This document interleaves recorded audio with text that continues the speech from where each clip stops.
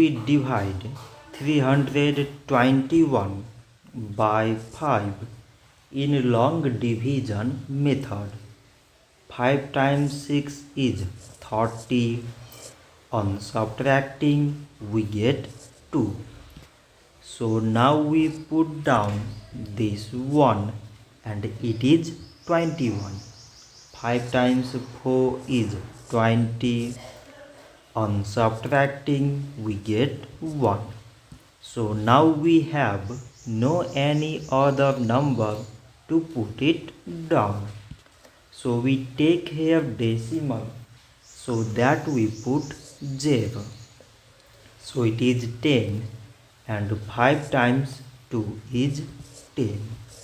On subtracting we get 0. So 321 divided by 5 is 64.2. So this much for today and thanks for watching.